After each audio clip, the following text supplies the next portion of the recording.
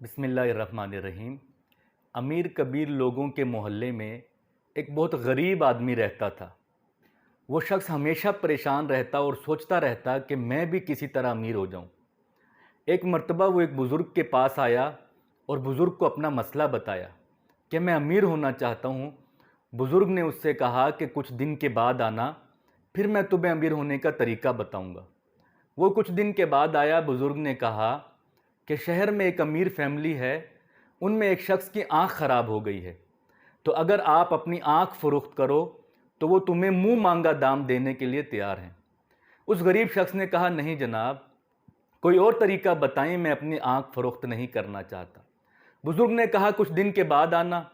کچھ دن گزر گئے، پھر وہ شخص آیا تو بزرگ نے کہا کہ شہر میں ایک بہت امیر کبیر فیملی ہے لیکن ان کی اولاد نہیں، اگر تم اپنا بیٹا فروخت کرو تو وہ تمہیں بہت سا مال دے دیں گے۔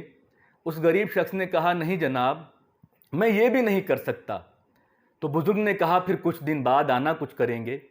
کچھ دن گزر گئے، وہ غریب شخص پھر آیا تو بزرگوں نے کہا کہ اور تو کوئی چارہ نہیں، اب ایک ہی راستہ بچا ہے، اور وہ یہ ہے کہ تمہارے محلے میں تمہارا منہ کالا کر کے، تمہاری گلے میں جوتیوں کا ہار پہنا کر، تمہیں گدھے پر بٹھا کر پھرایا جائے۔ اگر تم یہ تسلیم کر لو تو میں تمہیں مال دینے کے لیے تیار ہوں۔ اس شخص نے کہا نہیں جناب، میں یہ نہیں کر سکتا۔ تو جب یہ سب کچھ سن لیا تو بزرگ نے اپنی بات اس شخص کو سمجھائی کہ دیکھو، اگر تمہارے پاس پیسے نہیں تو اس کا یہ مطلب نہیں کہ تم غریب ہو، بلکہ اگر تمہارے پاس عزت ہے، اولاد ہے، زندگی کا اطمینان ہے، صحت اور تندرستی ہے، تو تم سب سے بڑے امیر کبیر ہو۔